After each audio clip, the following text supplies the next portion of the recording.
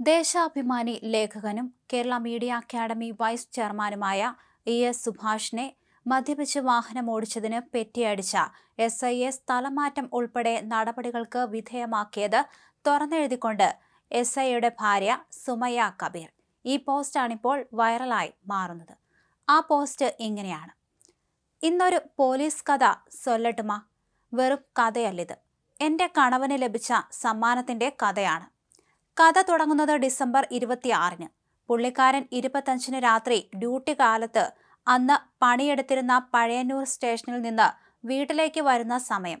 കാലത്ത് 7:45, 8 മണി. ഒരു കാറ് കണവന്റെ ബൈക്കിന് നേരെ പതുക്കെ വരുന്നു. കെട്ടിയവൻ ഹോൺ അടിക്കുന്നു. നോ രക്ഷ. കാറ് ബൈക്കിന് നേരെ തന്നെ വരുന്നു. ബൈക്ക് ഫുട്പാത്തിലേക്ക് കയറ്റുന്നു. ഭാഗ്യം, രക്ഷപ്പെട്ടു. ഇടിച്ചതുകൊണ്ട് തട്ടിപ്പോകില്ലെങ്കിലും അത്യാവശ്യം ഡാമേജ് വരാൻ സാധ്യതയുണ്ടായിരുന്നു. കണവൻ വിട്ടില്ല. ഫുട്പാത്തിൽ നിന്നും ബൈക്ക് ഇറക്കി കാറിനൊപ്പം ചെന്ന് എന്താ ചെങ്ങായി ഈ കാട്ടണേന്ന് ചോദിക്കാൻ വണ്ടി നിർത്താൻ ആവശ്യപ്പെട്ടപ്പോൾ മാന്യൻ മൈൻഡ് ചെയ്യാതെ പോയി. കണവൻ വിടുവോ? പോലീസല്ലേ? കാറിന്റെ നമ്പർ എടുത്ത് സ്റ്റേഷനിൽ വിളിച്ച് അഡ്രസ്സും ഫോൺ നമ്പറും കളക്ട് ചെയ്ത് വിളിച്ചു വരുത്താൻ പറഞ്ഞു.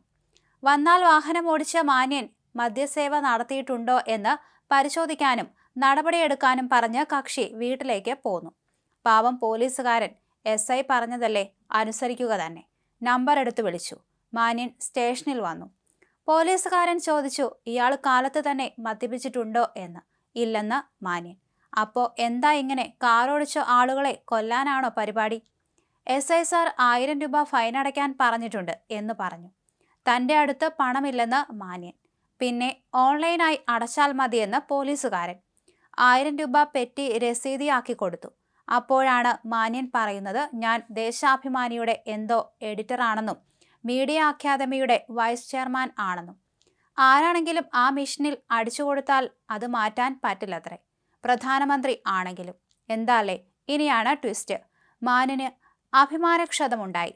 ഭരണകക്ഷിയിലെ പ്രധാന പങ്കാളിയുടെ ജിഹ്വ ആയ സ്ഥാപനത്തിന്റെ എഡിറ്ററും മീഡിയ അക്കാദമി വൈസ് ചെയർമാനുമായ തന്നെ മദ്യപാനിയായി സംശയിക്കുക, പെറ്റി അടപ്പിക്കുക, അതും ഒരു എസ്ഐയെ. മോശം, വിട്ടാൽ പറ്റില്ല. രക്തം തിളച്ചു. ആദ്യം അവരുടെ പ്രാദേശിക നേതാവിന്റെ അടുത്ത് നേതാവ് കണവനെ വിളിക്കുന്നു. കാര്യം തിരക്കുന്നു. സംഭവം പറയുന്നു. ശുഭം. നേതാവും കണവനും വിചാരിച്ചു, ഓ കഴിഞ്ഞെന്ന്. എവിടെ? അഭിമാനക്ഷതം. തമ്പ്രാൻ നേരെ പോലീസിലെ ഉയർന്ന ഉദ്യോഗസ്ഥനെ വിളിച്ച് പരാതി പറയുന്നു. സാറും കണവനെ വിളിക്കുന്നു. കാര്യം പറയുന്നു. കഴിഞ്ഞു എന്ന് കരുതി സാറും കണവനും. എവിടെ? അഭിമാനക്ഷതം. അതിലും മുകളിലേക്ക് പരാതി പത്രത്തിന്റെ ലെറ്റർ ഹെഡിൽ അദ്ദേഹം തൊട്ടു താഴെയുള്ള പോലീസിലെ രഹസ്യാന്വേഷണ വിഭാഗത്തോട് അന്വേഷണം നടത്തി റിപ്പോർട്ട് കൊടുക്കാൻ ആവശ്യപ്പെടുന്നു. കണവനെ തൃശൂരിലേക്ക് വിളിപ്പിക്കുന്നു. വാഹനം ഇടിക്കാൻ വന്നതിന്റെ CCTV ദൃശ്യം കളക്ട് ചെയ്യുന്നു. റിപ്പോർട്ടാക്കി കൊടുക്കുന്നു. ഇതിൽ തീരുമാനം ആകുമെന്ന് കരുതി. എവിടെ? അഭിമാനക്ഷതം. വീണ്ടും മാന്യൻ പരാതി, അതും പത്രത്തിന്റെ ലെറ്റർ ഹെഡിൽ. ഇത് ഏറ്റവും മുകളിലേക്കാ, CMന്റെ ഓഫീസിലേക്ക്, അതും MLAയുടെ കുറിപ്പോടുകൂടി. ദേ വരുന്നു CMന്റെ നേരിട്ടുള്ള നിർദ്ദേശം, ജില്ലാ ആസ്ഥാനത്തേക്ക് നടപടിയെടുത്ത് റിപ്പോർട്ട് നൽകാൻ. അന്വേഷണം പോലും വേണ്ട. ആസ്ഥാനത്തുള്ളയാൾക്ക് നിവർത്തിയില്ല. CMന്റെ ഓർഡറാണ്. കണവനെയും ആ പാവം പോലീസുകാരനെയും ആസ്ഥാനത്തേക്ക് വിളിപ്പിക്കുന്നു. 3 ദിവസത്തെ കോഴ്സ് കൊടുക്കുന്നു. ഇതുകൊണ്ട് അരിശം തീരാത്ത മാന്യൻ ശിക്ഷയുടെ കാഠിന്യം കൂട്ടാൻ വീണ്ടും ഇടപെടുന്നു. ശിക്ഷ ട്രാൻസ്ഫർ ആക്കി ഉയർത്തുന്നു. ഒരു കുറ്റത്തിന് 3 ശിക്ഷ.